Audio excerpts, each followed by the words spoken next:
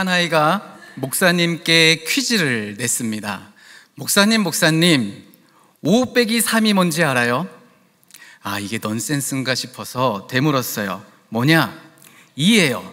왜 그런데? 애가 설명을 합니다. 사람이 오해를 했을 때 상대방의 입장에서 3번만 생각하면 이해가 된대요. 아이가 신나서 두 번째 질문을 해요. 목사님, 2 더하기 2는 뭔지 알아요? 뭔데? 목사님, 이해하고 이해하는 게 사랑이래요 하는 거예요. 목사님, 또 있어요. 4 더하기 4는 뭔지 알아요? 8? 왠지 아세요? 사랑하고 사랑하면 팔자가 고쳐진대요 하는 거예요. 할렐루야. 사랑하고 사랑해서 우리 기독교 용어는 아니지만 팔자 고치시든 여러분들 다 되시기를 축복합니다. 오늘의 주제는 부흥입니다. 우리는 부흥이란 단어를 많이 사용하죠. 부흥이 무엇입니까? 예를 들어서요, 요즘 교회 학교 아이들이 늘어났어요. 이거를 부흥했다 표현합니다. 요즘 어디 가봤더니 기도가 뜨거워졌어요. 영적으로 성장했어요. 이것을 부흥했다라고도 표현을 하죠. 와, 어느 집사님은 오랜만에 봤더니 부흥하셨어요 라는 말도 우스갯소리로 하기도 합니다.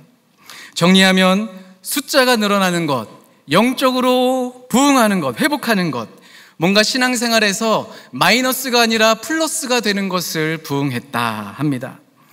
서두에 한 어린아이의 이야기, 이해하고 이해해서 사랑하게 되었다라는 것도 부흥의 한 모습이라 할 수 있겠습니다.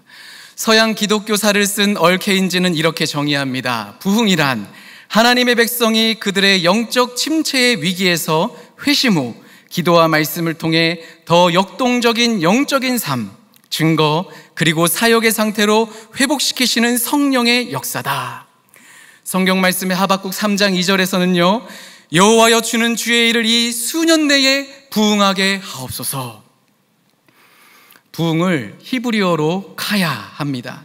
이는 살다, 살리다, 소생시키다라는 뜻이에요.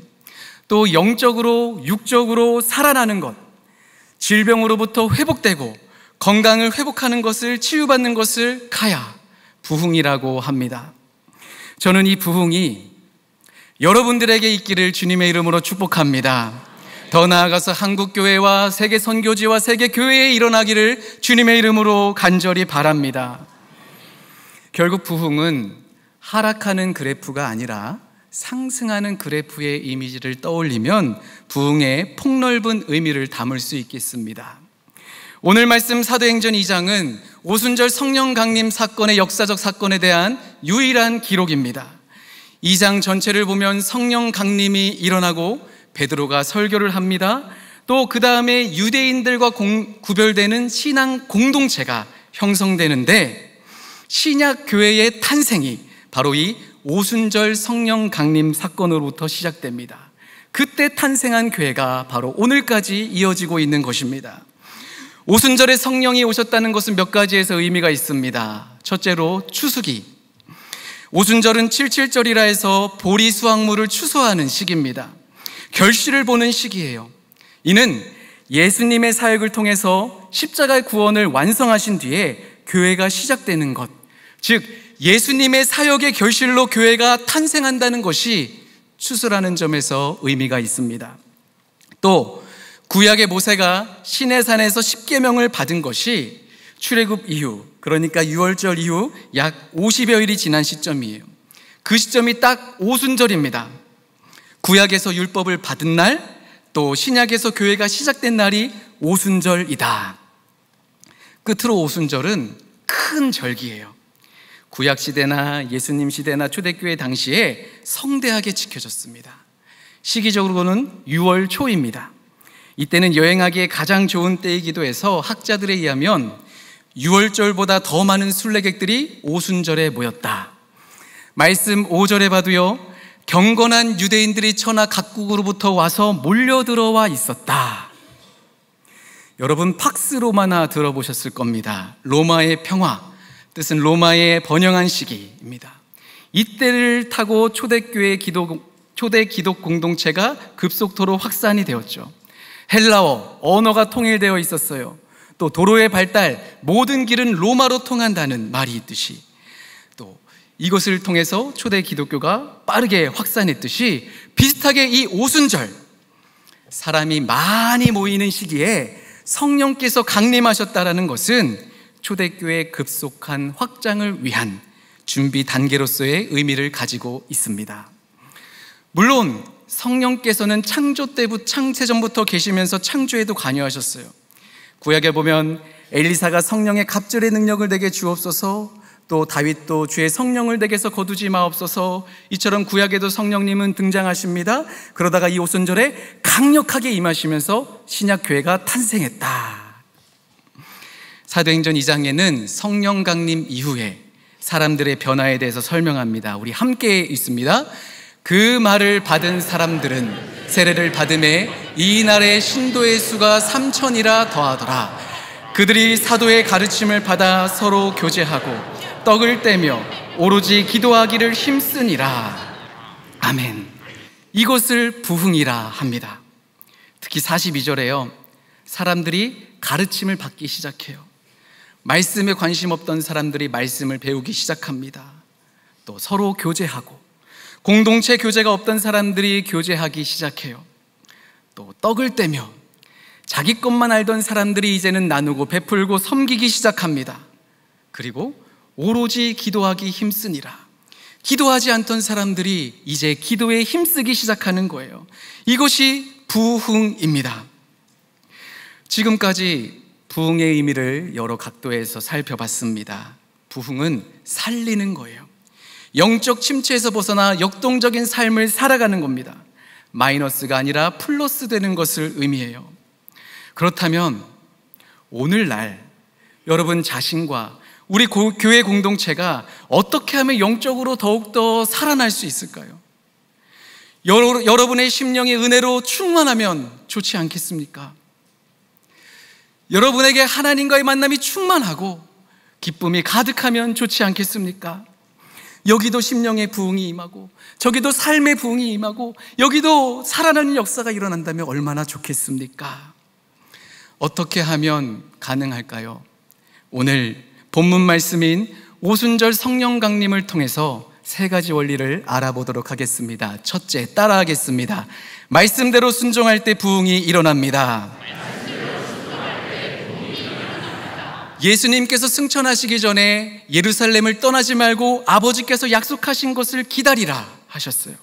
이 말씀에 순종한 11제자와 120문도가 모이기를 힘썼을 때 성령이 임하셨습니다. 2장 1절, 오순절 날이 이미 이름에 그들이 다 같이 한 곳에 모였더니, 여기서요, 이미 이름에 보다는 드디어 이름에가 더 가까운 표현입니다. 원어 뜻에 보면 오순절 날이 가득 채워졌을 때 한 곳에 모였다. 설명을 드리면요, 부활하신 예수님이 40일 동안 제자들과 함께 하셨어요. 하나님 나라에 대해서 가르치셨습니다. 그 이후로 예수님은 승천하셨고 제자들은 예수님을 더 이상 만날 수 없게 되었어요. 그리고 10일이 지났습니다. 즉 6월절로부터 50일째 되는 날, 이 가득 채워졌을 때 성령께서 임하신 거예요. 주석서에 보니까 예를 들어 잘 설명을 해놨습니다. 시계가 정해진 초침에 따라서 이렇게 째깍째깍째깍 가다가요, 마지막 눈금에 딱 도달하여 땡 하고 울리는 순간을 말하는 것과 같다. 무엇이 이렇게 채워진 거냐면 하나님의 오래전부터 계획하신 치밀하신 구속사의 과정이 채워진 것을 의미합니다. 즉 오순절 성령 강림 사건은 말씀이 성취된 사건입니다. 하나님의 말씀은 영원합니다. 하나님의 말씀은 불변하는 진리입니다. 이 말씀에 순종할 때 우리를 구원으로 인도하는 살아계신 나의 말씀이 되는 것을 믿으시기 바랍니다. 너희는 성령으로 세례를 받으리라. 예수님의 말씀이 오순절에 실현됐어요. 요엘 선지자에 의해 예언된 말세의 내용을 부어주시겠다 하신 하나님의 말씀이 실현된 겁니다. 하나님의 말씀은 이루어집니다. 이 땅의 모든 역사는 하나님이 주관하십니다. 저와 여러분의 미래, 걱정과 염려 하나님 말씀에 맡기시기를 바랍니다. 하나님 말씀에 순종할 때 저와 여러분의 심령이 살아나고 삶이 소생하며 부흥케 되는 역사가 있는 것을 믿습니다. 둘째, 따라하겠습니다. 성령님을 체험할 때 부흥이 일어납니다. 이 사도행전을 기록한 누가는 성령 강림으로 인한 초자연적인 현상을 인간의 기본적인 감각기관인 귀와 눈과 입을 비유로 설명합니다. 우리 2절에서 4절을 함께 읽겠습니다. 호련히 하늘로부터 급하고 강한 바람 같은 소리가 있어 그들이 앉은 온 집에 가득하며 마치 불의 혀처럼 갈라지는 것들이 그들에게 보여 각 사람 위에 하나씩 임하여 있더니 그들이 다 성령의 충만함을 받고 성령이 말하게 하심을 따라 다른 언어들로 말하기를 시작하니라. 아멘. 먼저는 귀입니다. 2절에 급하고 강한 바람 같은 소리. 이것은 원문에 가까운 더 정확한 표현은 바람이 부는 듯한 소리예요. 바람소리 같은데 딱 바람소리 같다고 말할 수는 없는 그런 바람소리가 들렸다. 즉 귀의 경험을 말해요. 다음으론 눈입니다. 3절에 봤더니 불의 혀처럼 갈라지는 것들이, 여기서 원어에 보면은 갈라지다라는 것은 동사가 아니라 분사예요. 그래서 갈라지면서라고 번역해야 의미가 정확한데, 다시 말하면 불의 혀 같은 것이 갈라지면서, 그러니까 불이 타는 모양을 상징적으로 이렇게 표현을 한 것 같습니다. 그 불이 3절 중반에 보니까 그들에게 보였다. 그 다음에 입이에요. 4절에 보니 다른 언어를 말했다. 즉 외국어 방언을 말하게 하셨다. 외국어예요. 외국어 방언. 당시 오순절에 해외에 흩어져 있던 디아스포라 유대인들이 각자 자신들의 언어로 말하게 하는 것을 들었어요. 이것은 그러니까 입의 체험인데, 예수님과 한번 보면요, 예수님은 마굿간의 아기 예수로 조용히 오셨는데 성령께서는 엄청난 현상으로 이 땅에 임하시게 되는 것입니다. 오늘 본문 1절부터 11절까지 자세히 보면 귀, 소리와 관련된 단어는 5번 등장하고요, 눈, 보는 것과 관련된 단어는 2번, 입, 말하게 한다, 말한다라는 것과 관련된 것은 5번 등장해요. 실제적인 체험을 나타냅니다. 저는 장로교 목사지만 제가 학창시절에는 성결교단 교회를 다녔습니다. 중학교 3학년 때의 일인데요, 교회에서 독특한 여름방학 프로그램을 했어요. 그건 바로 무릎 아르바이트입니다. 무릎 아르바이트. 목사님, 그게 뭔가요? 방학 동안 교회 나와서 말씀 보고 기도하고 찬양하면 시간당 시급을 계산해서 주겠다는 거예요. 와우, 이거 괜찮은 건가? 이거 교회에서 이래도 되나? 하면서도 호기심에 등록을 했습니다. 당시 20여 명 되는 중고등부 학생들이 모였어요. 첫 시간에는 통장을 개설해서 와라. 그때 제가 스스로 인생 처음으로 통장을 개설했습니다. 평일 아침 8시까지 교회를 가요. 책상 피고 앉아서 말기찬, 말씀 보고 기도하고 찬양해요. 시간 되면 집에 가래요. 다음날 8시까지 교회 와요. 말기찬, 말씀 보고 기도하고 찬양해요. 시간 되면 집에 가래요. 그렇게 아르바이트가 마칠 쯤에서 목사님이 종강 기념으로 기도원에 올라가자 하셨어요. 그래서 기도원에 올라가서 기도회를 하는데 3주 동안 훈련이 되어 있어서 그런지 기도 소리가 제법 상당했습니다. 기도의 열기가 막 타오르는데 저쪽에서 방언이 터지기 시작하는 거예요. 동생들도 방언이 터지고 제 친한 형도 방언이 터지고, 아, 이거 안 되겠다. 하나님, 저도 방언 주세요. 저도 방언 주세요. 주먹으로 치면서 기도했습니다. 주먹으로 치면 손은 아팠지만 왠지 이런 고행적 요소가 들어가면 더 잘 들어주실 것 같은, 막 치는데 그래도 안 들어주시니까 나중엔 아파서 손바닥으로 치고, 저쪽에서 랄랄라 소리가 들리더라고요. 저도 따라했습니다. 랄랄랄랄랄랄. 이게 연결이 안 돼요. 자꾸 끊겨요. 제 친한 형은 왔다따 방언을 받았어요. 왔다따 해봤는데 역시 잘 끊겨요. 잘 안 돼요. 하나님, 저도 방언 주세요, 만나주세요 기도하는데 목사님이 기도회를 중단하시는 거예요. 이제 너희들 다음 프로그램 해야 된다. 너희들 얼마나 기도했는지 아느냐? 3시간을 기도했다라는 거예요. 다들 놀랐어요. 너무 속상했습니다. 왜요? 너무 섭섭했어요. 다 방언 받았는데 저만 방언 못 받았기 때문이에요. 목사님이 다음 프로그램으로 산으로 올라가서 산기도를 하자고 하셨어요. 흩어져서 기도를 하는데 저도 자리를 잡았습니다.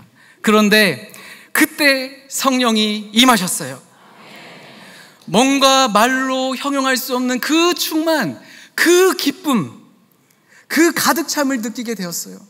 종이나 내가 널 기뻐한다, 내가 널 사랑한다. 귀로 들리지는 않는데 마음으로 들리는 하나님의 음성, 뜨거운 눈물이 주르륵 흘러내립니다. 나무 앞풀이 하나님을 향해 춤을 추는 것 같아요. 여름밤이라 귀뚜라미가 우는데 마치 하나님께 찬송과 감사와 영광을 올려드리는 것 같아요.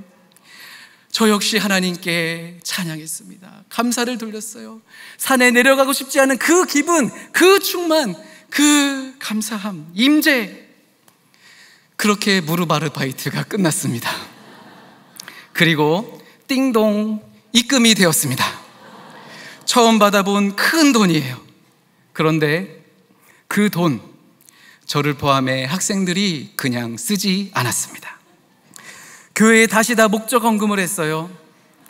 왜냐?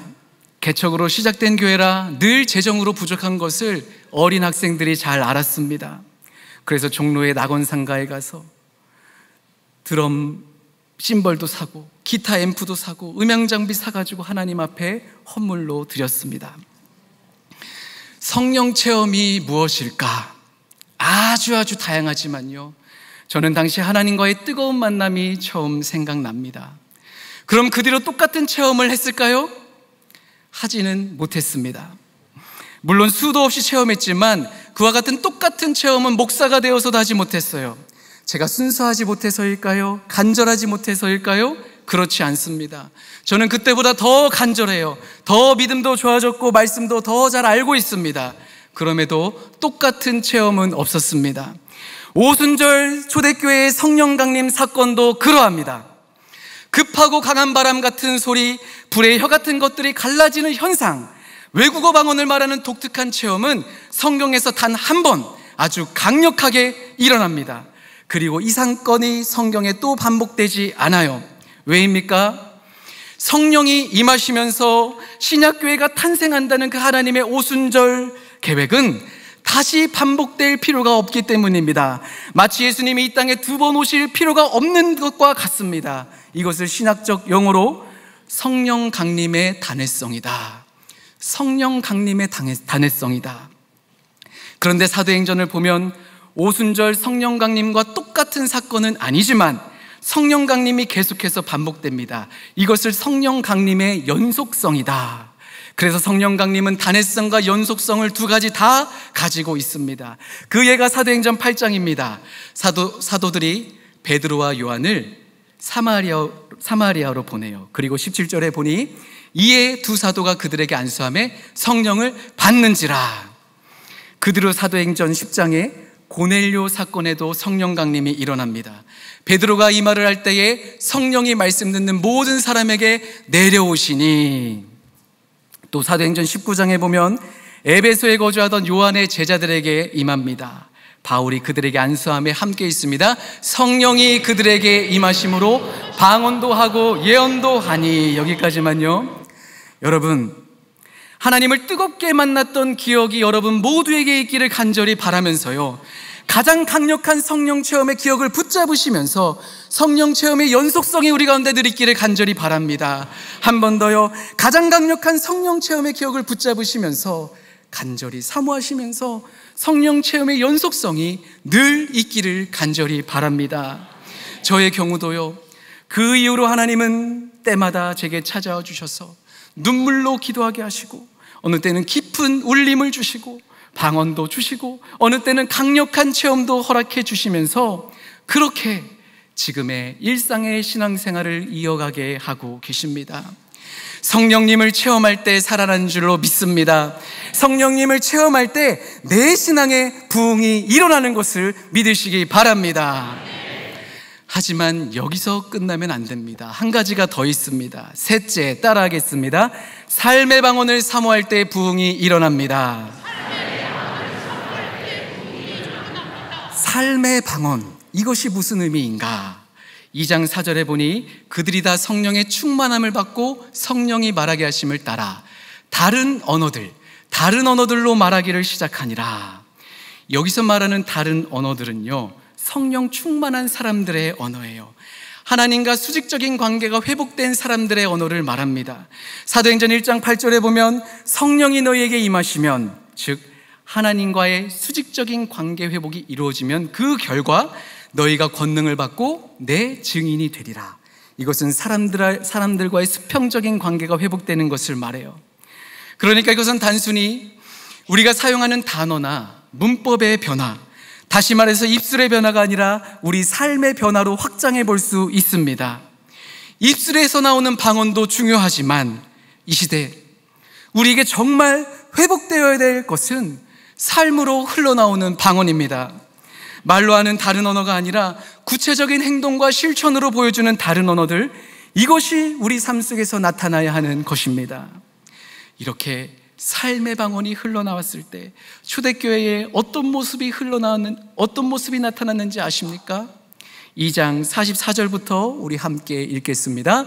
믿는 사람이 다 함께 있어 모든 물건을 서로 통용하고 또 재산과 소유를 팔아 각 사람의 필요를 따라 나눠주며 날마다 마음을 같이하여 성전에 모이기를 힘쓰고 집에서 떡을 떼며 기쁨과 순전한 마음으로 음식을 먹고 하나님을 찬미하며 또 온 백성에게 칭송을 받으니 주께서 구원받는 사람을 날마다 더하게 하시니라. 아멘, 할렐루야. 이것이 부흥입니다. 이것이 부흥이라고 할 수 있습니다.